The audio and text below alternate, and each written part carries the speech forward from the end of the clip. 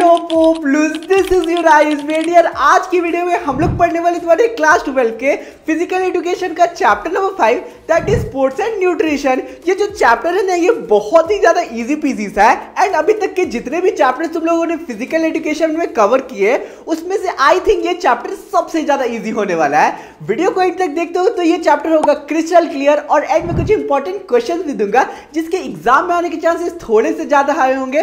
बाकी यार comment area में अपना अटेंडेंस दे देना कि तुम लोग अपने आयुष भैया से पढ़ने आ चुके हो और यार इतना मेहनत करता हो तो प्लीज यार एक सब्सक्राइब तो मैं भी डिजर्व करता हूं, कर देना सब्सक्राइब। तो अब आराम से चुकू मुकू बैठो एंड चलो सबसे पहले हम लोग देख लेते हैं कि इस चैप्टर में हम लोगों को कौन कौन से सब टॉपिक्स को कवर अप करना है। तो यार सबसे पहला टेम्पलेट स्क्रीन में आ गया होगा। सबसे फर्स्ट टॉपिक हम लोगों का concept of balance diet and nutrition, यानी कि बैलेंस डाइट और न्यूट्रिशन का कॉन्सेप्ट क्या होता है उसे डिटेल में जानना है। सेकेंड हम लोगों का macro and micro nutrient food sources and function, यानी कि मैक्रो न्यूट्रिएंट्स कौन कौन से होते हैं, माइक्रो न्यूट्रिएंट कौन कौन से होते हैं इसके बारे में जानना है, उसके फंक्शन के बारे में जानना है और जो न्यूट्रिएंट्स है मैक्रो और माइक्रो वो कहाँ कहाँ से हम लोगों को मिलता है इसके बारे में जानना है। तीसरा टॉपिक हम लोगों का nutritive and non nutritive component of diet, ठीक है। चौथा टॉपिक हम लोगों का ईटिंग फॉर वेट कंट्रोल, कैसे हम लोग अपने वेट को कंट्रोल करते हैं अलग अलग तरीके से, क्या मिथ्स है,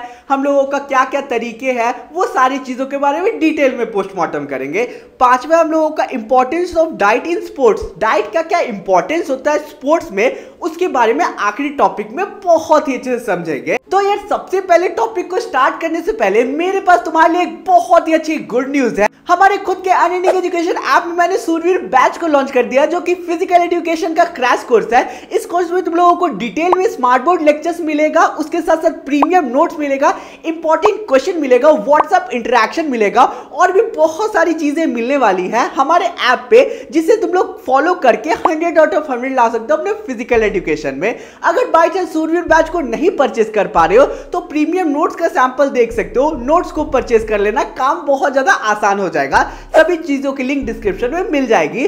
तो अब चलो शुरू करते हैं हमारे सबसे पहले टॉपिक को जो कि हम लोगों का concept of balance diet and nutrient. तो यार सबसे पहले हम लोग ये समझ लेते हैं कि बैलेंस डाइट क्या होता है। एक ऐसा डाइट, एक ऐसा खाना जहां पे सारे इंपॉर्टेंट फूड न्यूट्रिएंट्स प्रेजेंट हो, जैसे कि कार्बोहाइड्रेट, फैट, प्रोटीन, वाटर एकदम करेक्ट प्रोपोर्शन में, उसे हम लोग बैलेंस डाइट कहते हैं। अब बैलेंस डाइट के इंपॉर्टेंस देख लेते हैं। सबसे पहला, ये हम लोगों को स्ट्रॉन्ग और हेल्दी बनाता है। सेकेंडली, ये हमारे ग्रोथ में हेल्प करता है। तीसरा, ये हम लोगों को एनर्जी देता है कोई भी काम को करने के लिए। और चौथा, ये हम लोगों को डिजीजेस और इलनेस से बचा के रखता है। अब चलो ये समझ लेते हैं कि न्यूट्रिशन का क्या मतलब होता है। न्यूट्रिशन एक ऐसा प्रोसेस होता है जहां पे लिविंग ऑर्गेनिज्म फूड को ऑब्टेन करता है, उसे खाता है और फिर जो हमारा बॉडी है ना उस न्यूट्रिएंट्स को ऑब्जॉर्ब करके उसे यूज करता है ग्रोथ के लिए, एनर्जी के लिए, रिपेयरमेंट के लिए और पूरे हेल्थ को मेंटेन करने के लिए। इसे न्यूट्रिशन कहते हैं। तुम लोगों ने बायोलॉजी में पढ़ा होगा क्लास 10th में। आई नो तुम लोग बहुत तेज हो, समझ गए होगे। अब न्यूट्रिशन को दूसरे तरीके से ऐसे भी डिफाइन कर सकते हो, ये तुम लोगों का फूड का साइंस है और ये तुम लोगों का हेल्थ के साथ रिलेशनशिप बताता है। तुम लोगों का मार्क हो रहा है, कोई भी याद कर लेना, काम हो जाएगा।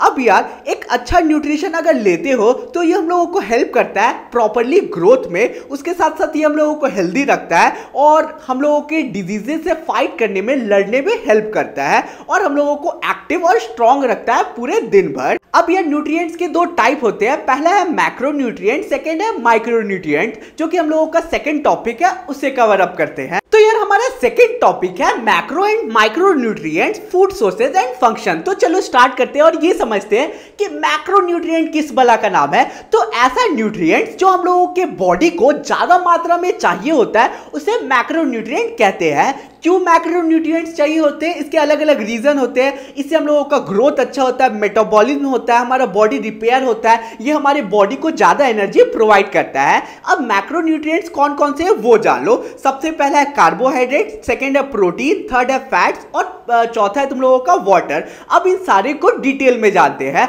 सबसे पहला है कार्बोहाइड्रेट क्या होता है उसके बारे में डिटेल में पोस्टमार्टम करते हैं। तो कार्बोहाइड्रेट तुम लोगों का मेन सोर्स है एनर्जी का, जो अलग अलग चीजों से मिलकर मिलके बनता है, अलग अलग एलिमेंट से बनता है, जो कि तुम लोगों का कार्बन, हाइड्रोजन और ऑक्सीजन। तुम्हारा कार्बोहाइड्रेट जो है वो एक ऑर्गेनिक कंपाउंड है जो हमारे पूरे बॉडी में डाइजेशन में हेल्प करता है।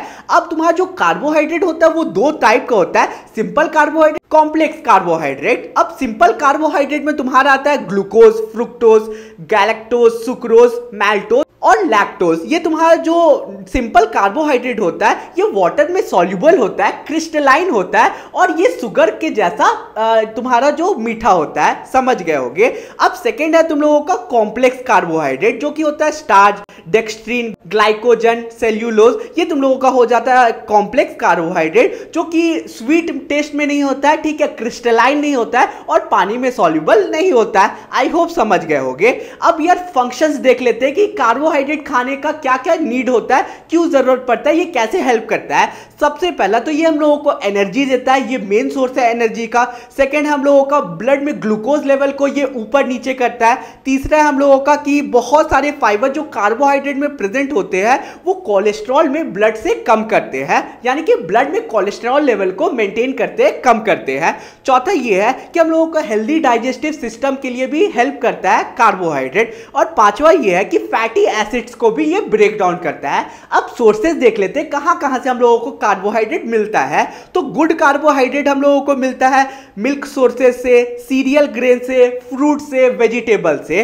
और बैड कार्बोहाइड्रेट हम लोगों को मिलता है ब्रेड से, सोडा से, आर्टिफिशियल शुगर से, पेस्ट्री से और प्रोसेस्ड फूड से। समझ गए होगे। अब यार सेकंड टॉपिक को समझते हैं कि प्रोटीन क्या होता है। प्रोटीन तुम्हारा जो है वो अलग अलग एलिमेंट से बनता है, जैसे कि कार्बन, हाइड्रोजन, ऑक्सीजन, नाइट्रोजन और थोड़ा बहुत सल्फर मिला के तुम्हारा प्रोटीन बनता है। जो प्रोटीन होता है वो लार्ज मॉलिक्यूल्स होते हैं जो कि डायरेक्टली हमारे ब्लड में नहीं भेजे जाते हैं, क्योंकि जो मॉलिक्यूल्स होता है वो ज्यादा बड़ा होता है। इसलिए प्रोटीन को सबसे पहले एमिनो एसिड्स में कन्वर्ट किया जाता है हमारे डाइजेस्टिव सिस्टम के द्वारा, फिर बॉडी उसे यूज करता है। हमारा बॉडी इसे ब्लड के क्रिएशन में यूज करता है, ठीक है, स्किन अच्छा रहे उसके लिए यूज करता है, मसल्स के ग्रोथ के लिए यूज करता है, उसके साथ साथ हेयर के तुम्हारे ग्रोथ के लिए यूज करता है एंड और भी चीजों के लिए यूज होता है। समझ गए होगे। अगर एक्सेस तुम लोग प्रोटीन लेते हो अपने डाइट में तो ये तुम्हारे लिए डेंजरस हो सकता है और तुम्हारे हार्ट डिजीजेस के रिस्क को बढ़ाता है। तुम्हें हार्ट अटैक आ सकता है, स्ट्रोक आ सकता है, तुम्हें और भी चीजें हो सकती है, ठीक है। तुम्हें हो सकता है ऑस्टियोपोरोसिस। ऑस्टियोपोरोसिस कौन से चैप्टर में पढ़ा था कमेंट करके जरूर बताना, ठीक है। एक्सेसिव नहीं लेना है, लेकिन अगर लिमिट में लोगे तो ये तुम्हारे लिए काफी ज्यादा अच्छा होगा। अगर अपने नॉलेज के अकॉर्डिंग बताओ तो अगर तुम्हारा जितना भी वेट है ना उसके जितना तुम लोग अगर प्रोटीन डेली लेते हो तो तुम लोग एकदम परफेक्टली फिट रहोगे सारी चीजों में। अगर तुम लोग फिजिकल एक्टिविटी में इन्वॉल्व हो या जिम जाते हो तो अपने वेट का 1.5x या 2x प्रोटीन लेते हो, तब तुम्हारा जो रिजल्ट है वो अच्छा तुम्हें दिखता है। लेकिन 2x प्रोटीन से ज्यादा मत लेना जितना भी वेट है, नहीं तो ये हार्मफुल है तुम्हारे पूरे बॉडी के लिए। समझ गए होगे। अब तुम्हारा जो बॉडी है वो 0.36 ग्राम ऑफ प्रोटीन चाहिए पर पाउंड, ठीक है, एक आइडियल बॉडी वेट के लिए। ये मैंने क्लियर आउट कर दिया। फंक्शन क्या है प्रोटीन का? सबसे पहले ये ग्रोथ और मेंटेनेंस में हेल्प करता है टिश्यूज के। सेकंड ये हम लोगों के हेल्दी स्किन को रखता है, हेयर्स को हेल्दी रखता है, बोन्स को स्ट्रांग बनाता है। तीसरा है ये हम लोगों के फ्लूइड लेवल को मेंटेन करके रखता है पूरा बॉडी में। नेक्स्ट ये है कि मिनरल्स के ट्रांसपोर्टेशन में ये हेल्प करता है और ये इंफेक्शन से भी फाइट करता है बॉडी के अंदर। सोर्सेज क्या है? तुम लोग एग्स ले सकते हो, फिश ले सकते हो, मिल्क ले सकते हो, बहुत सारी सोर्सेज है, तुम लोग याद कर लेना। समझ गए होगे। तीसरे टॉपिक को स्टार्ट करते हैं कि फैट्स क्या होता है। फैट्स तुम लोगों का कार्बन, ऑक्सीजन और हाइड्रोजन से मिलके बनता है, ठीक है। परसेंटेज क्या होता है? कार्बन का परसेंटेज होता है 76, ऑक्सीजन का परसेंटेज होता है 12 और तुम लोगों का हाइड्रोजन का भी 12% होता है। ये मिलके तुम्हारा एक फैट बनता है। अब मोस्ट ऑफ द लोगों का ये मिथ है कि फैट अगर तुम लोग लेते हो तो तुम मोटे होते हैं। तुम्हारा ये जो मिथ है ये गलत है, यानी कि ये सोच तुम्हारा गलत है, क्योंकि करेक्ट प्रोपोर्शन में फैट्स लेते हो तो वो तुम्हारे बॉडी के लिए इंपॉर्टेंट है। समझ गए होगे। अब तुम्हारा जो फैट्स होता है वो अलग अलग टाइप का होता है जिसका अलग अलग कैरेक्टरिस्टिक होता है। 3 टाइप के फैट्स होते हैं, पहला है तुम लोगों का सैचुरेटेड फैट, सेकंड है पॉली अनसैचुरेटेड फैट, तीसरा है मोनो अनसैचुरेटेड फैट। अब यार तुम्हारे जो सैचुरेटेड फैट होते हैं ना, ये तुम्हारे लिए डेंजरस होते हैं और हार्ट डिजीजेस का रिस्क बढ़ाते हैं। ठीक है, तुम्हें अलग अलग प्रॉब्लम हो सकता है अगर तुम लोग सैचुरेटेड फैट लेते हो। कहां कहां से सैचुरेटेड फैट आता है? तुम्हारा प्रोसेस्ड फैट से, ऑयली फूड से, समोसा से, ये से सैचुरेटेड फैट आता है जो तुम्हारे हेल्थ को खराब लगता है। पॉली अनसैचुरेटेड फैट और मोनो अनसैचुरेटेड फैट तुम्हारे हेल्थ के लिए बेनिफिशियल है, ले सकते हो। ठीक है, लास्ट पॉइंट हम लोगों का यही लिखा कि फैट तुम्हारे हेल्थ के लिए अच्छा है, लेकिन एक लिमिट से तुम लोगों को फैट्स को कंज्यूम करना चाहिए। फंक्शन क्या है? सबसे पहला एनर्जी प्रोवाइड करता है बॉडी को। जब कार्बोहाइड्रेट खत्म हो जाता है बॉडी में तो फैट्स यूज होते हैं बॉडी का, ताकि तुम्हारा जो बॉडी है वो अपने आप को मेंटेन कर पाए। सेकंड ये है कि यह फैट्स तुम्हारे बॉडी को गर्म रखता है। तीसरा ये है कि ये हम लोगों के इंजरी से हम लोगों को बचाता है, इंजरी से हम लोगों को बचाता है क्योंकि ये कुशन की जैसा एक्ट करता है बॉडी में। चौथा ये है कि हम लोगों का हार्मोन्स का क्रिएशन में ये यूज होता है, जैसे कि एस्ट्रोजन और टेस्टोस्टेरोन। पांचवा है तुम लोगों का ये हमारी बॉडी को सॉफ्ट और ऑयली बनाता है। सोर्सेज क्या है? तुम लोग अलग अलग सोर्सेज जानते ही होंगे। घी से तुम लोगों का फैट्स मिलता है, चीज से मिलता है, मिल्क से मिलता है, और भी बहुत सारे, याद कर लेना। अब चौथे टॉपिक को स्टार्ट करते हैं कि वाटर क्या होता है। वाटर तुम्हारा एक ऐसा कंपाउंड है ना जो हाइड्रोजन और ऑक्सीजन के कॉम्बिनेशन से मिलकर बनता है एंड इसका रेशियो होता है 2:1। समझ गए होगे? हमारा जो बॉडी है वो 90% वाटर को कंटेन करता है, यानी कि हमारा ब्लड में 90% वाटर प्रेजेंट होता है। और वाटर अलग अलग चीजों के लिए काम करता है। ये हमारे न्यूट्रिएंट्स के ट्रांसपोर्टेशन के लिए बहुत ज्यादा यूज होता है। जो हमारा वाटर है ना वो हमारी बॉडी में बहुत ज्यादा इंपॉर्टेंट है, क्योंकि बिना वाटर के बिना हमारा जो बॉडी है उसमें अलग अलग प्रॉब्लम्स आ सकती है, हमारा बॉडी खराब हो सकता है। इसलिए कम से कम 3 से 4 लीटर पानी तुम लोगों को डेली पीना चाहिए, कोई भी इंडिविजुअल को। समझ गए होगे? फंक्शन क्या है? सबसे पहले बॉडी टेम्परेचर को ये रेगुलेट करके रखता है। सेकंड ये है कि हमारे बॉडी में ये सारे न्यूट्रिएंट्स को कैरी करता है एक जगह से दूसरे जगह तक। तीसरा ये है कि हमारे बॉडी ऑर्गन और टिश्यूज को ये प्रोटेक्ट करता है। चौथा ये डाइजेशन में हेल्प करता है। और पांचवा ये हमारे बॉडी में जितने भी टॉक्सिन्स होता है उसे निकालता है यूरिनेशन के द्वारा और स्वेटिंग के द्वारा। आई होप तुम लोग समझ गए होगे। अब स्टार्ट करते हैं माइक्रोन्यूट्रिएंट्स। एग्जैक्टली माइक्रोन्यूट्रिएंट्स क्या होता है वो समझ लेते हैं। तो यार माइक्रो मिनरल्स वो मिनरल्स होते हैं जो हमारी बॉडी को बहुत कम मात्रा में चाहिए होते हैं खुद को मेंटेन करने के लिए। माइक्रो मिनरल्स के 2 टाइप्स होते हैं, विटामिन और मिनरल्स। सबसे पहले ये जान लो कि मिनरल्स क्या होता है। मिनरल्स काफी ज्यादा एसेंशियल कंपोनेंट होता है हमारा पूरा डाइट के लिए। 4% ऑफ हमारा जो पूरा बॉडी वेट है वो मिनरल से बनता है। ठीक है, ये जो मिनरल है इसलिए जरूरत होता है ताकि हमारे अच्छे टीथ मेंटेन हो पाए, बोन्स अच्छे से मेंटेन हो पाए और मसल्स मेंटेन हो पाए। अलग अलग वेरियस एक्टिविटीज के लिए हम लोगों को मिनरल्स चाहिए होते हैं, जैसे कि नर्व इंपल्स के ट्रांसमिशन के लिए, ठीक है, हार्मोन्स के फॉर्मेशन के लिए, अपने हार्ट बीट को मेंटेन करने के लिए, ये सारी चीजों के लिए चाहिए होता है मिनरल। समझ गए होगे? मिनरल्स के 2 टाइप्स होते हैं, मैक्रो मिनरल और माइक्रो मिनरल। मैक्रो मिनरल जो है वो हम लोगों को डेली 0.1 ग्राम कंज्यूम करना चाहिए और माइक्रो मिनरल हम लोगों को डेली 0.01 ग्राम कंज्यूम करना चाहिए। समझ गए होगे? सबसे पहले अब हम लोग ये देख लेते हैं कि 6 अलग अलग टाइप के मैक्रो मिनरल्स क्या होते हैं। सबसे पहला मैक्रो मिनरल हम लोगों का कैल्शियम। कैल्शियम हम लोगों का bones, teeth formation, nerve and muscle function में हेल्प करता है। सोर्सेज क्या है? Milk, egg, orange juice, cereals, ये हम लोगों का सोर्सेज है। सेकेंड है फॉस्फेरस, ये हम लोगों के रिप्रोडक्टिव हेल्थ में हेल्प करता है। उसके बाद साथ साथ ये बोन्स को हेल्दी रखने, टीथ को हेल्दी रखने में हेल्प करता है। सोर्सेज क्या है? Fish, milk, egg, cod liver, etc. समझ गए होगे? तीसरा है मैग्नीशियम, ये हमारे ग्रोथ में हेल्प करता है, रिप्रोडक्शन में हेल्प करता है, मेटाबॉलिक फंक्शन में हेल्प करता है। क्या क्या हम लोगों का सोर्स है? राइस, बीन्स, होल ग्रेन्स, ये हमारे सोर्सेज है। पोटेशियम बेसिकली तुम्हारे वाटर लेवल को मेंटेन करके रखता है टिश्यूज में और ब्लड में। ठीक है, ये मस्कुलर और नर्वस सिस्टम को भी फिट रखता है। क्या क्या सोर्सेज है? बनाना, टोमेटो, पीनट्स, बीन्स, ईटीसी। समझ गए होगे? नेक्स्ट है सल्फर। सल्फर तुम्हारे मेटाबॉलिक फंक्शन को कंट्रोल करता है, एमिनो एसिड का फॉर्मेशन को ये अच्छा रखता है हमारे बॉडी में। सोर्सेज क्या है? ग्रेन्स। सोडियम हमारा लास्ट मैक्रो मिनरल है जो हेल्प करता है हम लोगों के मस्कुलर एक्टिविटी में, ट्रांसमिशन में, नर्व इंपल्सेस के। अब क्या क्या सोर्सेज है? सॉल्ट सॉल्ट, पिकल, बटर, ये तुम्हारे कॉमन सोर्सेज है। अब हम लोग माइक्रो मिनरल्स को देख लेते हैं। सबसे पहले तुम लोगों का क्रोमियम, ये हम लोगों का स्टिमुलेट करता है इंसुलिन एक्टिविटी को। इसकी डेफिशिएंसी से तुम्हें डायबिटीज हो सकता है। सोर्सेज क्या है? सोयाबीन, कैरेट, टमाटो, बाजरा, ईटीसी। सेकंड हम लोगों का कोबाल्ट, ये हम लोगों को एनीमिया से प्रोटेक्ट करता है। सोर्सेज क्या है? Milk, meat, leafy vegetable, ETC. तीसरा है कॉपर, ये हम लोगों की हीमोग्लोबिन के फॉर्मेशन में हेल्प करता है। अब सोर्सेज क्या है? Egg, pulses, green leafy vegetable, etc. चौथे हम लोगों का आयोडीन, ये हम लोगों के आयोडीन हार्मोन के प्रोडक्शन में हेल्प करता है, जो ग्रोथ और डेवलपमेंट में हेल्प करता है। इसके डिफिशियंसी से गॉइटर हो सकता है। तुम लोगों का सोर्सेज क्या है? Salt, fish, sea food, etc. समझ गए होगे। पांचवा हम लोगों का आयरन, ये हम लोगों की हीमोग्लोबिन के फॉर्मेशन को प्रमोट करता है। अगर इसका डिफिशियंसी होगा तो तुम्हें एनीमिया हो सकता है। क्या क्या सोर्सेज है? मीट, एग, फ्रूट्स, बनाना, ईटीसी। समझ गए होगे। वीडियो में आगे बढ़ने से पहले देखो यार, इस बार तुम्हारा बोर्ड एग्जाम है। बोर्ड्स में अच्छे मार्क्स स्कोर करने के लिए question practice is very important. इसलिए मैं तुम लोगों को ओसवाल बुक के क्वेश्चन बैंक को रिकमेंड करना चाहता हूं। ये जो क्वेश्चन बैंक है ना, इसमें ढेर सारे क्वेश्चंस गिवन है एंड हर साल के टॉपर इसी क्वेश्चन बैंक को यूज करते हैं अच्छे मार्क्स स्कोर करने के लिए।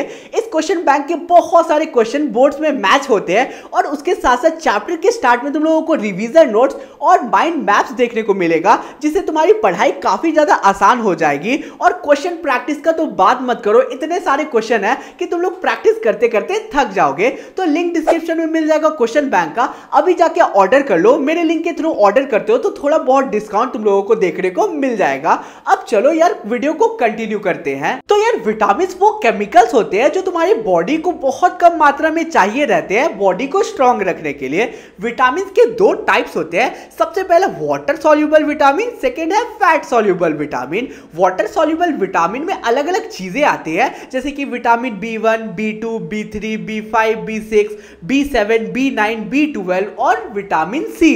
समझ गए होगे। फैट सॉल्युबल विटामिन में आता है vitamin A, vitamin D, vitamin E, vitamin के। अब इन सारे के बारे में डिटेल में पोस्टमार्टम करते हैं।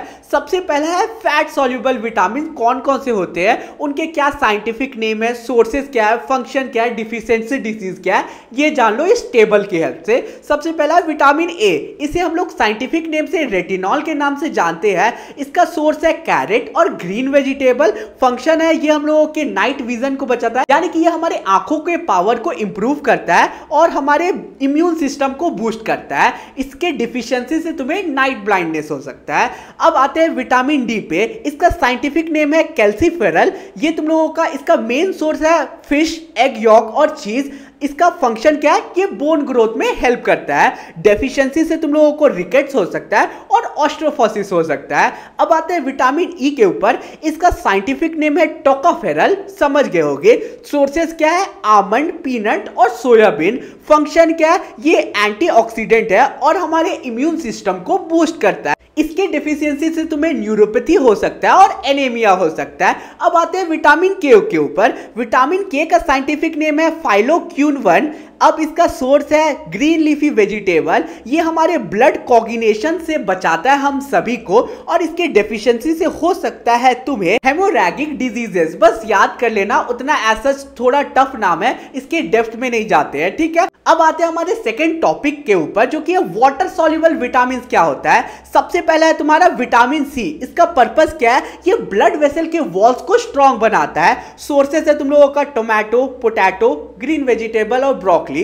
ठीक है, याद कर लेना, बहुत सारा है। सेकंड है हम लोगों का B1, जिसका साइंटिफिक नेम है थायमिन। अब इसका पर्पस क्या है? ये हमारे डाइजेशन को इंप्रूव करता है और एपेटाइट को इंप्रूव करता है, नर्व फंक्शन को इंप्रूव करता है। सोर्सेज क्या है? होल ग्रेन, नट्स, ये सारी तुम्हारी सोर्सेज में आ जाएंगे। अब आते हैं B2 के ऊपर। इसका साइंटिफिक नेम है राइबोफ्लेविन। अब इसका पर्पस क्या है? ये फैट, प्रोटीन, कार्बोहाइड्रेट के डाइजेशन में हेल्प करता है। बेसिकली इसका सोर्स क्या है? मिल्क, डेयरी, ये सारे तुम्हारे सोर्सेज में आ जाएंगे। अब आते हैं B3 के ऊपर। इसका साइंटिफिक नेम है तुम लोगों का नाइसिन। अब इसका पर्पस क्या है? ये तुम्हारे कोलेस्ट्रॉल लेवल को कम करता है, मेन पर्पस ये है। उसके साथ साथ ये प्रोटीन और कार्ब्स के डाइजेशन में हेल्प करता है, मेटाबॉलिज्म में हेल्प करता है। सोर्सेज क्या है नाइसिन का? मीट, फिश, एक्स, ये सारे सोर्सेज में आ जाएंगे। अब आते हैं B6 के ऊपर, जो कि तुम लोगों का साइंटिफिक नेम है फाइड्रोक्सिन। अब इसका पर्पस क्या है? ये तुम्हारे मूड रेगुलेशन में हेल्प करता है और प्रोटीन के मेटाबॉलिज्म में भी हेल्प करता है। अब सोर्सेज क्या है? सोर्सेज है तुम्हारा meat, fish, grains, wheat, egg yolk, ETC। अब तुम्हारे आता है B12 के ऊपर, ये इसका मेन पर्पस है रेड ब्लड सेल के तुम्हारे फॉर्मेशन के ऊपर, ठीक है। इसका पर्पस ये है कि ये तुम्हारे जेनेटिक मटेरियल के प्रोडक्शन में हेल्प करता है और न्यू टिश्यूज भी फॉर्म करता है, समझ गए होगे। इसका सोर्स क्या है? मीट, फिश, डेयरी, समझ गए होगे। अब आते हैं B9 के ऊपर, जो कि जिसका साइंटिफिक नेम है फॉलिक एसिड। अब ये इसका पर्पस ये है कि RBC के जनरेशन में ये हेल्प करता है, जेनेटिक मटेरियल के प्रोडक्शन में ये हेल्प करता है। सोर्सेज क्या है, कहां से तुम लोगों को B9 मिल सकता है? Meat, fish, egg, green vegetable, ETC। अब आते हैं B5 के ऊपर, इसका साइंटिफिक नेम है तुम्हारा पेंथोनिक एसिड। इसका पर्पस ये है कि ये एडेनल फंक्शन में हेल्प करता है और फूड के मेटाबॉलाइजेशन में हेल्प करता है और नर्व फंक्शन को भी इंप्रूव करता है। कहां से ये मिलता है हम लोगों को? सोर्सेज क्या है? Eggs, vegetables, meats, whole grain से मिलता है। अब आते हैं हमारे लास्ट वाटर सॉल्युबल विटामिन के ऊपर, जो कि है बायोटीन, जिसे B7 के नाम से जानते हैं। सॉरी, B7 है, बायोटीन इसका साइंटिफिक नेम हो जाएगा। अब पर्पस क्या है? मेटाबॉलाइजेशन ऑफ ग्लूकोज में ये हेल्प करता है। सोर्सेज क्या है? एग यॉक, मिल्क, तुम्हारा पीनट्स, बनानास, ये तुम्हारा हो जाएगा सोर्सेज में। अब नेक्स्ट टेम्पलेट में आते हैं और ये देख लेते हैं कि विटामिन और उसकी डेफिशिएंसी क्या है। यानी कि ये सारी जो विटामिन है ना, इसकी डेफिशिएंसी जो तुम लोग देख रहे हो, जो मार्क हुआ है, ये सारों को अच्छे से याद कर लेना, तुम्हारे 1 मार्क्स में MCQ में आ सकता है। अब यह स्टार्ट करते हैं हमारे तीसरे टॉपिक को, जो कि है nutritive and non nutritive components of food, ठीक है। इससे पहले वाले टेम्पलेट जो है उसमें समझाने लायक कुछ नहीं है, केवल तुम्हें याद करना है, इसलिए मैंने एक्सप्लेन नहीं किया। अब यह न्यूट्रिटिव और non nutritive component of food में ये कैच है कि यहां पे तुम लोग ये ऑब्जर्व करोगे कि carbohydrate, protein, fats, vitamin, minerals, हम लोगों ने सारी चीजों को कवर अप कर लिया ऑलरेडी, ठीक है। तो दोबारा कवर अप नहीं करेंगे, हम लोग कवर अप करेंगे non nutritive component of diet, ठीक है, उसे पढ़ेंगे क्योंकि उसे हम लोगों ने कवर अप नहीं किया है। अब पहले न्यूट्रिटिव कंपोनेंट क्या होता है? ऐसे कंपोनेंट डाइट के जो हम लोगों को एनर्जी और कैलोरी प्रोवाइड करे ना, उसे हम लोग न्यूट्रिटिव कंपोनेंट ऑफ डाइट कहते हैं। Non nutritive component of diet उसका उल्टा हो जाएगा, ये कैलोरी और एनर्जी प्रोवाइड नहीं करता है। आई होप समझ गए होगे। सबसे पहला तुम्हारा non nutritive component of diet है फाइबर और रफेज। तो चलो इसका डिटेल में पोस्टमार्टम करते हैं। फाइबर या कह सकते हो रफेज में कोई भी न्यूट्रिशनल वैल्यू प्रेजेंट नहीं होता है, कोई भी न्यूट्रिएंट्स प्रेजेंट नहीं होता है। बेसिकली ये कंसिस्ट होता है वाटर में, यानी कि रफेज में तुम्हारा केवल पानी होता है जो तुम्हारे इंटेस्टिनल फंक्शन को इंप्रूव करता है, समझ गए होगे। इसका 2 कैटेगरी होता है, soluble and insoluble fibre. Soluble fibre वो फाइबर होते हैं जो पानी में पूरे तरीके से डिसॉल्व हो जाते हैं, इनसॉल्यूबल फाइबर वो होते हैं जो पानी में डिसॉल्व नहीं होते हैं। डेली तुम लोगों को 30 ग्राम ऑफ फाइबर खाना चाहिए अगर तुम एडल्ट हो तो। फंक्शन क्या है? ये कॉन्स्टिपेशन से हम लोगों को बचाता है, कोलेस्ट्रॉल को कम करता है, हार्ट डिजीजेस के रिस्क को कम करता है, कैंसर को प्रिवेंट करता है बहुत सारा टाइम, ठीक है, यानी कि कुछ कैंसर से ये प्रिवेंट करके रखता है। 5वां, ये हमारे एपेटाइट को सेटिस्फाई करता है। सोर्सेज क्या है? Whole grain, fresh fruit, roots, vegetables, oats, ETC, याद कर लोगे। अब आते हैं सेकेंड नॉन न्यूट्रिटिव कंपोनेंट के ऊपर, जो कि वाटर, जो हाल फिलहाल में ऐड किया गया है नॉन न्यूट्रिटिव कंपोनेंट के अंदर, ठीक है। वाटर के बारे में तो मैंने पहले ही तुम लोगों को एक्सप्लेन कर दिया। आई डोंट थिंक कि तुम लोगों को मोर एक्सप्लेनेशन चाहिए होगा। ये जो टेम्पलेट है इसमें कुछ सर्टेन पॉइंट है, इजी पीजी सा याद कर लेना।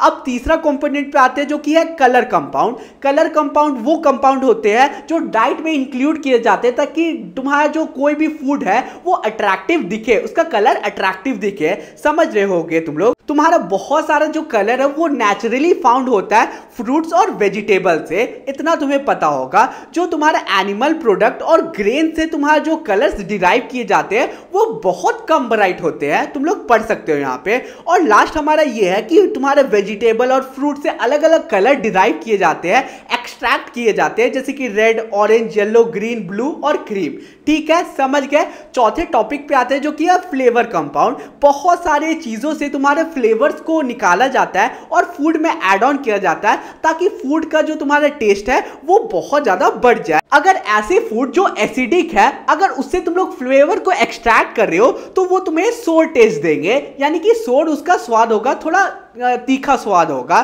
ठीक है, अगर तुम लोग ऐसे फूड जो कि अल्कली होते हैं उससे एक्सट्रैक्ट कर रहे हो फ्लेवर्स को, तो वो बिटर टेस्ट देंगे, यानी कि खट्टा लगेगा तुम्हें। समझ गए होगे। पांचवा हम लोगों का कंपाउंड है प्लांट कंपाउंड। बहुत सारे ऐसे प्लांट्स होते हैं जो हम लोगों को नॉन न्यूट्रिटिव सब्सटेंस प्रोवाइड करते हैं। ये सब्सटेंसेस जो हम लोग प्लांट से एक्सट्रैक्ट करते हैं ये यूजफुल भी हो सकते हैं और हार्मफुल भी हो सकते हैं। समझ रहे होगे। बहुत सारे तो ऐसे सब्सटेंस प्लांट से जो हम लोग निकालते हैं, ठीक है, एज अ प्लांट कंपाउंड, वो कैंसर को भी बढ़ाता है, यानी कि कैंसर के रिस्क को बढ़ाता है। और कुछ कुछ ऐसे होते हैं जो हमारे बॉडी को बेनिफिट्स भी प्रोवाइड करते हैं। इसलिए तुम्हारा जो प्लांट कंपाउंड होता है वो अच्छा भी हो सकता है, खराब भी हो सकता है। इतना समझ गए होगे तुम लोग। बहुत सारे ऐसे सब्सटेंस प्रेजेंट होते हैं जो हमारे एपेटाइट के लिए, डाइजेशन के लिए बहुत ज्यादा खतरनाक होते हैं, बॉडी उसे नहीं सह पाती है। लास्ट पॉइंट पे यही मेंशन रखा है। ठीक है, अब हम लोग स्टार्ट करते हैं हमारे चौथे टॉपिक को, जो कि है ईटिंग फॉर वेट कंट्रोल। इसमें अलग अलग चीजों के बारे में डिटेल में पढ़ेंगे। तो अब चलो टॉपिक को स्टार्ट करते हैं। तो देखो यार, कोई भी इंडिविजुअल का अगर हेल्दी वेट है तो वो एक हेल्दी लाइफस्टाइल जी सकता है, लेकिन किसी भी इंडिविजुअल का वेट बहुत ही ज्यादा ऊपर नीचे है तो वो एक अनहेल्दी लाइफस्टाइल जिएगा और उसके शरीर में बहुत सारे प्रॉब्लम देखने को मिल सकते हैं। अब हेल्दी वेट को नापने के लिए, तुम हेल्दी हो कि नहीं इसे जानने के लिए BMI इंडेक्स आता है, जिसका फुल फॉर्म होता है body mass index. Body mass index का फॉर्मूला तुम लोग स्क्रीन पे देख सकते हो, जो कि है height in kilogram divided by height in metre का स्क्वायर। जो भी तुम्हारा न्यूमेरिकल वैल्यू आएगा इस चार्ट से तुम लोगों को मैच कर लेना है, जिससे तुम्हें पता चल जाएगा कि तुम एक हेल्दी वेट में हो कि नहीं हो। समझ गए होगे। अब आते हैं नेक्स्ट टेम्पलेट के ऊपर, जो कि है तुम लोगों का method of controlling healthy body weight. कैसे तुम लोग हेल्दी वेट को कंट्रोल कर सकते हो। सबसे पहला, जंक फूड को अवॉइड करना। सेकंड, ओवर ईटिंग को अवॉइड करना, बहुत ज्यादा खाना मत खा लेना अगर कोई टेस्टी चीज हो तो। तीसरा, तुम लोगों को योगा परफॉर्म करना चाहिए। चौथा, तुम लोगों को अपने कैलोरीज को मेंटेन करके रखना चाहिए कि डेली कितना कैलोरीज खाना, उसके अकॉर्डिंग फूड को नाप तोल के खाना चाहिए।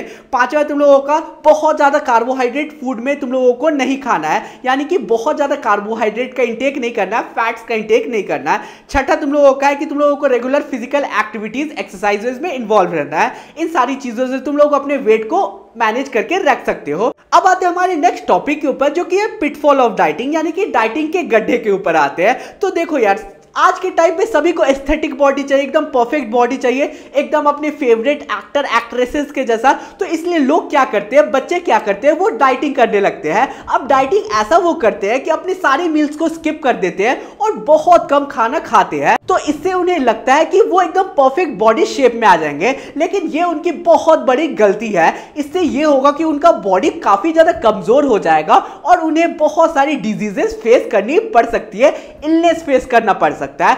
ऐसा क्यों? क्योंकि ये साइंस ने प्रूव किया है एंड साइंटिफिकली ये प्रूवन है कि तुम बहुत ज्यादा अगर डाइटिंग करते हो तो बॉडी को उसका आदत हो जाता है, और जब तुम लोग फिर नॉर्मल अगर कुछ भी खाओगे ना तो बॉडी तुम्हारा जो होगा वो वापस से उतना ही वेट में आ जाएगा। समझ रहे हो मैं क्या बोलने की कोशिश कर रहा हूं? तुम लोग बहुत दिन तक अगर डाइटिंग करते हो तो रिजल्ट्स मिलेगा, लेकिन एक टाइम पे डाइटिंग को रोकोगे और नॉर्मल फूड्स खाने लगोगे तो बॉडी वेट वहीं पे आ जाएगा। इसलिए डाइटिंग को सोच समझ के करना चाहिए। समझ रहे हो? अगर तुम डाइट कर रहे हो तो तुम लोगों को कैलोरीज को अपना कैलकुलेट करना चाहिए और उसके अकॉर्डिंग कैलोरीज को मेंटेन करके तुम्हें एक्सरसाइज करना चाहिए। इसी से तुम लोग अपनी ड्रीम बॉडी को पा सकते हो। समझ गए होगे। अब आते हैं मेजर पिटफॉल, यानी कि क्या क्या पिटफॉल है वो देख लेते हैं। सबसे पहले क्या करते हैं गलती सभी लोग, वो एक्सट्रीम रिडक्शन कर लेते हैं कैलोरीज में, यानी कि पूरे कैलोरी इंटेक को वो कम कर देते हैं, खाने को स्किप कर देते हैं, जिससे उनका बॉडी खराब होता है, अच्छा नहीं होता है। सेकंड क्या है, वो मेजर न्यूट्रिएंट जैसे कि कार्बोहाइड्रेट, फैट्स को पूरा कट डाउन कर देते हैं। सोचते हैं कि फैट से उनका बॉडी जो है वो मोटा होगा, कार्बोहाइड्रेट से वो जो होंगे वो और मोटे हो जाएंगे, लेकिन ऐसा नहीं होता है। हमने अभी तक यही पढ़ा है कि सारे न्यूट्रिएंट्स इंपॉर्टेंट होते हैं बॉडी के फंक्शन के लिए। समझ गए होगे। तीसरा ये है कि केवल वो डाइटिंग करते हैं लोग, यानी कि लोग सोचते हैं कि डाइटिंग करने से सब हो जाएगा एंड वो एक्सरसाइज नहीं करते हैं, तो इससे क्या होगा, वो कमजोर बनेंगे, उनका फिजिक अच्छा नहीं होगा, क्योंकि मेन मोटो यही होना चाहिए सभी का कि वो मसल्स को बिल्ड करे। समझ गए होगे। चौथा ये है कि लोग ये सोचते हैं कि खाने को कट डाउन करेंगे और जो मन है वो ड्रिंक्स में लेंगे, जैसे कि कोको कोला हो गया, पेप्सी हो गया, कोल्ड कॉफी हो गया, जो मन है वो पिएंगे। तो ऐसा नहीं होता, तुम लोगों को सभी चीज में कंट्रोल करना होता है। पांचवा ये है कि स्किपिंग मील, यानी कि लोग मील्स को स्किप कर देते हैं पूरा का पूरा, जिससे उनका हेल्थ खराब होता है। अब आते हैं फूड टॉलरेंस के ऊपर। अब फूड टॉलरेंस क्या होता है ये अच्छे से समझो। तो यार फूड टॉलरेंस का सिंपल से मतलब है फूड एलर्जी, यानी कि बहुत सारे इंडिविजुअल कुछ चीजें खाते हैं तो उन्हें ये होता है कि उन्हें एलर्जी हो जाती है उनके पेट में, जिससे उनका पेट बहुत ज्यादा दर्द करता है और उन्हें उल्टी होती है, वॉमिटिंग होती है। तो इसे हम लोग बोलते हैं फूड इंटॉलरेंस। ये क्यों होता है? बेसिकली ये इसलिए होता है क्योंकि तुम्हारे पेट में कुछ तरीके के एंजाइम्स मिस हो जाते हैं, जिसके कारण तुम्हारा पर्टिकुलर फूड अब्सॉर्ब नहीं हो पाता और तुम्हें अलग अलग प्रॉब्लम्स होती है। क्या क्या प्रॉब्लम्स हो सकता है? सिम्टम्स क्या क्या? तुम्हें पेट में बहुत ज्यादा दर्द होगा, ठीक है, पेट में हल्का हल्का दर्द बना रहेगा, तुम्हें वॉमिटिंग होगी, ठीक है, तुम्हें बहुत सारा गैस का प्रॉब्लम होगा, तुम्हें क्रैम्प्स आएगा और भी बहुत सारी चीजें होंगे, तुम लोग पढ़ सकते हो यहाँ पे। अब मैनेजमेंट क्या है फूड इंटॉलरेंस का? सिंपली से तुम लोग डॉक्टर को कंसल्ट कर सकते हो। जो भी चीज तुम्हें खाने से प्रॉब्लम हो सकती है उसे थोड़ा थोड़ा ही अपने डाइट में इंक्लूड करो, ताकि बॉडी को धीरे धीरे आदत हो। ये कुछ चीजें तुम लोग माइंड में रख सकते हो। अब आते हैं फूड मिथ्स के बारे में, यानी कि फूड के बारे में क्या भ्रम है उसके बारे में जानते हैं। सबसे पहला भ्रम यह है कि पोटैटोज मेक यू फैट, यानी कि आलू खाने से तुम मोटे होगे। नहीं, तुम लोग एक लिमिट अमाउंट में पोटैटोज खाओगे तो वो भी अच्छा है, इंपॉर्टेंट है, क्योंकि उससे कार्बोहाइड्रेट मिलता है, तो लिमिट अमाउंट में गुड है वो। सेकंड क्या है? X increase cholesterol. सबका ये मिथ होता है, ये माइंड में यही चलता है कि एक्स खाएंगे तो कोलेस्ट्रॉल लेवल बढ़ जाएगा। नहीं, एक्स तुम लोग खा सकते हो, लेकिन एक सर्टेन अमाउंट में। उसका बीच का जो यॉक होता है उसे रिमूव करके अगर एग खाओगे तो एग कोई भी तुम्हारे नुकसान नहीं देगा। समझ गए होगे। तीसरा ये है कि drinking while eating makes you fat. अगर तुम लोग खा रहे हो, खाना खाते टाइम अगर पानी पीते हो तो तुम लोग मोटे होगे, तो ये एक मिथ है, ये एक भ्रम है। चौथा ये है कि तुम लोगों को मछली खा के तुरंत दूध नहीं पीना चाहिए, तो ये भी एक मिथ है। आज तक साइंटिफिकली ये प्रूवन नहीं हुआ कि दूध पीने से, मछली खाने के बाद तुम्हें पेट दर्द होगा, ठीक है। पांचवा ये है कि starve yourself if you want to lose weight, यानी कि खुद को बहुत ज्यादा तकलीफ दो, भूखे रखो अगर तुम लोगों को वेट को कम करना है, कंट्रोल करना है। ये एक बहुत बड़ा मिथ है। तो इस तरह ये कुछ मिथ्स है, इसे याद कर लेना, एग्जाम में आ सकता है। स्टार्ट करते हैं हमारे पांचवें टॉपिक को, जो कि है importance of diet in sports and pre, during and post competition. सबसे पहले ये समझ लेते हैं कि डाइट का क्या क्या तुम्हारा इंपॉर्टेंस होता है स्पोर्ट्स के फील्ड में। डाइट का पहला इंपॉर्टेंस ये है कि ये हम लोगों को एनर्जी प्रोवाइड करता है कोई भी स्पोर्ट्स को खेलने के लिए। सेकंड ये है कि ये हमारे सेल्स को रिपेयर करता है और हमें टायर्ड फील नहीं करने देता है। तीसरा ये है कि हमारे बॉडी वेट को ये मेंटेन करके रखता है, जिससे हम लोग स्पोर्ट्स को अच्छे से खेल पाए। चौथा ये है कि इंजरी के रिस्क को कम करता है अगर हम लोग प्रॉपर डाइट लेते हैं तो। पांचवा ये है कि रिकवरी प्रोसेस को ये तेज कर देता है अगर हम लोग परफेक्ट डाइट लेते हैं तो। अब आते हैं नेक्स्ट टेम्पलेट के ऊपर और ये समझ लेते हैं pre, during and post competition requirement. सारे स्पोर्ट्स पर्सन का ये कंसर्न रहता है कि कॉम्पिटिशन स्टार्ट होने से पहले वो क्या क्या न्यूट्रिशन ले, क्योंकि न्यूट्रिशन बहुत ज्यादा इंपॉर्टेंट होता है स्पोर्ट्स के फील्ड में। इससे परफॉर्मेंस पे इंपैक्ट पड़ता है कोई भी एथलीट का, स्पोर्ट पर्सन का। सबसे पहले देख लेते हैं न्यूट्रिशन बिफोर कॉम्पिटिशन। कॉम्पिटिशन से पहले कौन कौन से न्यूट्रिशन को लेना चाहिए। सबसे पहले तो ये चीज है कि most of the sports person concern रहते हैं कि टूर्नामेंट से पहले उन्हें क्या क्या चीजें लेना चाहिए, क्या नहीं लेना चाहिए। सबसे पहले तो ये है कि एटलीस्ट एक वीक पहले से उन्हें कॉम्प्लेक्स कार्बोहाइड्रेट फूड लेना स्टार्ट करना चाहिए, क्योंकि ये उनके बॉडी में ग्लाइकोजन लेवल के स्टोर्स को बढ़ाते हैं जो उन्हें एनर्जी प्रोवाइड करते हैं कॉम्पिटिशन के दौरान पूरे बॉडी को। अब क्या क्या डाइट में ले सकते हैं? वो ब्रेड ले सकते हैं, सीरियल्स ले सकते हैं, पोटैटोज ले सकते हैं, राइस ले सकते हैं, फ्रूट ले सकते हैं और वेजिटेबल्स ले सकते हैं, ताकि उनमें तुरंत ही एनर्जी आ सके। समझ गए होगे। हाई फैट और प्रोटीन से उन्हें दूर रहना चाहिए, अवॉइड करना चाहिए, क्योंकि ये धीरे धीरे डाइजेस्ट होते हैं। और कोई भी कंपटीशन जब चल रहा है, मैच चल रहा है, तब उन्हें भूखा नहीं रहना चाहिए, उन्हें हंग्री फील नहीं होना चाहिए और एकदम प्रॉपर लेवल ऑफ उन्हें हाइड्रेट रहना चाहिए, यानी कि सही मात्रा में पानी पीना चाहिए ताकि बॉडी को एनर्जी मिलता रहे, क्योंकि water is very important component for a sports person, athlete. अब आते हैं न्यूट्रिशन ड्यूरिंग कंपटीशन। जब कंपटीशन चल रहा है तब कौन कौन सा न्यूट्रिशन लेना चाहिए। सबसे पहला इंपॉर्टेंट चीज तो यही है कि कंपटीशन के दौरान, मैच के दौरान हमेशा कोई भी एथलीट को हाइड्रेटेड रहना चाहिए। वो क्या कर सकते हैं? वो एनर्जी ड्रिंक ले सकते हैं, ठीक है, लेमन वाटर ले सकते हैं, कंपटीशन में अपना बेस्ट दे पाए। इसके साथ साथ वो बनानास खा सकते हैं ताकि उन्हें एनर्जी भी मिलते रहे, ठीक है, समझ गए। अब आते हैं न्यूट्रिशन आफ्टर कॉम्पिटिशन। कॉम्पिटिशन के बाद क्या क्या न्यूट्रिशन चाहिए? देखो यार, अब एथलीट जो है वो पूरा तरीके से थक जाता है कॉम्पिटिशन के बाद, उसका बॉडी बहुत ज्यादा थक जाता है, टायर्ड हो जाता है, इसलिए उन्हें क्या चाहिए? सबसे पहले उन्हें बॉडी को हाइड्रेट करना चाहिए, ताकि जितना भी उनके बॉडी से वाटर लॉस हुआ है मैच के दौरान वो सबसे पहले उन्हें रिकवर करना चाहिए। तो सबसे पहले मैच के बाद उन्हें पानी पीना चाहिए, उसके बाद तुरंत 15 मिनट के बाद ही उन्हें सबसे पहले कार्बोहाइड्रेट वाला फूड खाना चाहिए जिसमें कार्बोहाइड्रेट हो, ताकि ग्लाइकोजन लेवल उनका इंक्रीज हो और उन्हें एनर्जी फील हो। नेक्स्ट पॉइंट हमारा ये है कि वो हाई कार्बोहाइड्रेट ड्रिंक्स भी ले सकते हैं जिससे उन्हें जल्दी से जल्दी एनर्जी मिल जाए। कंपटीशन के 2 घंटे बाद उन्हें मील ले लेना चाहिए ताकि उन्हें एनर्जी फील हो। और लास्ट पॉइंट हमारा ये है कि 100 से 200 gram carbohydrate along with lean protein like meat और चिकन उन्हें कंज्यूम करना चाहिए, ताकि वो आगे के कंपटीशन के लिए तैयार हो, आगे के मैचेस में वो अपना बेस्ट दे पाए, उनका बॉडी बेस्ट कर पाए। तो यार इसी के साथ आज का हमारा पूरा चैप्टर बहुत ही अच्छे से कंप्लीट होता है। अगर तुम्हें ये फील होता है कि मैंने इतना सा भी तुम्हारा मदद किया होगा इस वीडियो के जरिए, तो प्लीज चैनल को सब्सक्राइब कर देना और वीडियो को लाइक कर लेना। और कोई भी क्वेरी हो तो तुम लोग पर्सनली मुझे इंस्टा पे डीएम कर सकते हो, वहां पे मैं तुम लोगों को पर्सनली रिप्लाई दे दूंगा। अब तुम्हारी स्क्रीन पे इंपॉर्टेंट क्वेश्चन दिख रहा है, ये क्वेश्चन एग्जाम के पर्सपेक्टिव से इंपॉर्टेंट है, आंसर चाहिए तो टेलीग्राम ग्रुप ज्वाइन कर लेना। ऑलरेडी बहुत सारे स्टूडेंट कर चुके हैं और नोट्स भी तुम लोगों को मैं टेलीग्राम ग्रुप पे ही प्रोवाइड करता हूं। तो अब यार मिलते हैं नेक्स्ट वीडियो में, बाय बाय।